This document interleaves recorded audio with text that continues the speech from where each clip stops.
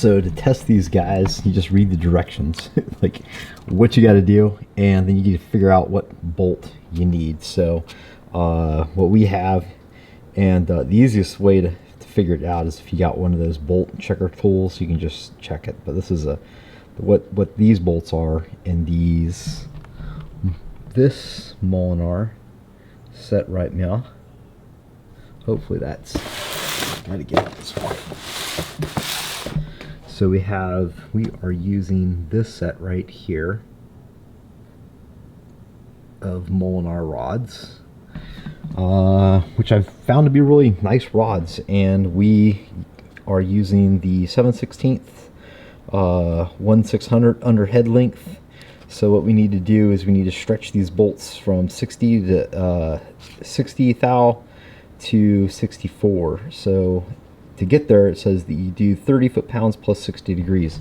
I don't know why everybody's into these degrees things. like stop it, knock it off. Nobody fucking does degrees. It's stupid.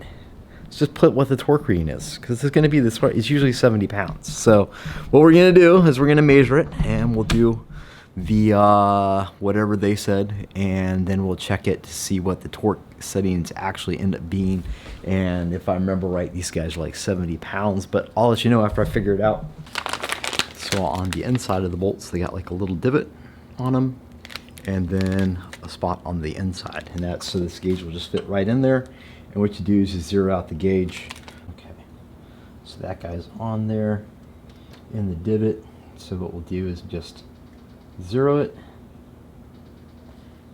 and we'll set the knob up so it is zeroed.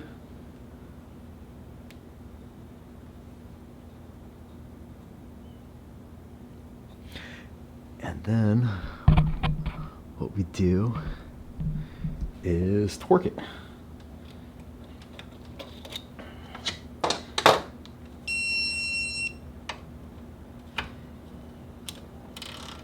So we'll go right to 70 foot-pounds.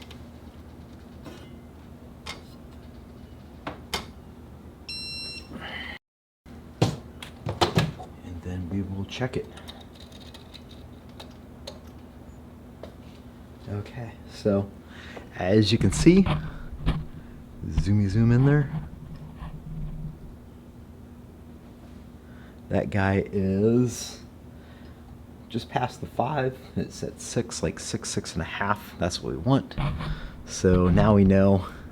So now we know if we torque the bolts to 70 foot-pounds, that's the appropriate amount of rod stretch. And Jesus Christ, Molinar, just put that in your instructions. All right, so now what we're gonna do is we're gonna take these rods, and we're gonna put bearings in them. We're gonna clean them. Just gonna wipe them down with some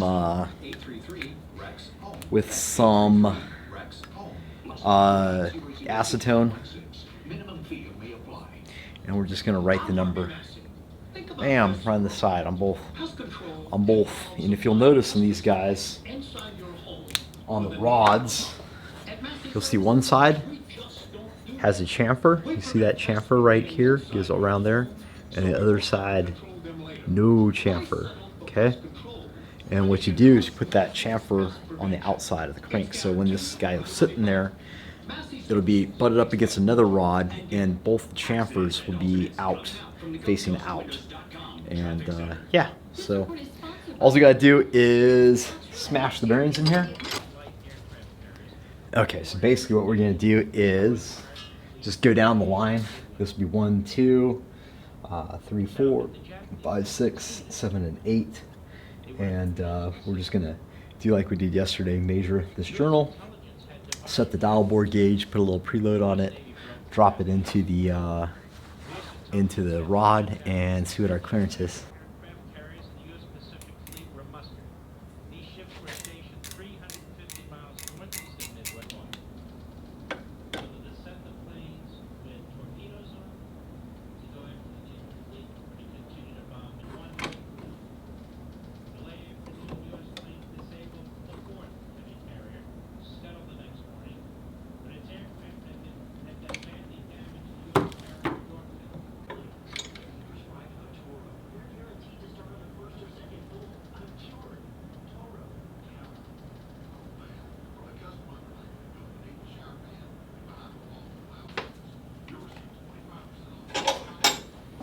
All right, so this is Summit's brand bearings. I've had good luck with these before, and yeah, they are better.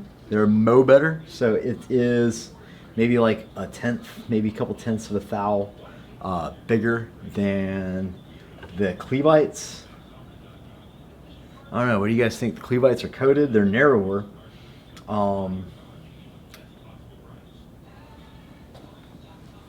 I've used the Summits. They've worked great. So,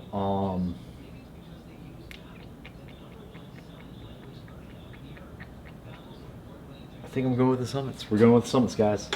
What we're going to do is we're going to measure all the journals and go down the line, rods number 2 through 8 now. And what we're going to find out is it's going to be exactly the same all the way through, with maybe like a tenth of a thousandth difference across the board. And I've seen that like time and time with these guys, especially these Molnar rods are like perfect. So yeah, you don't want to see all that, do you? Now, do you?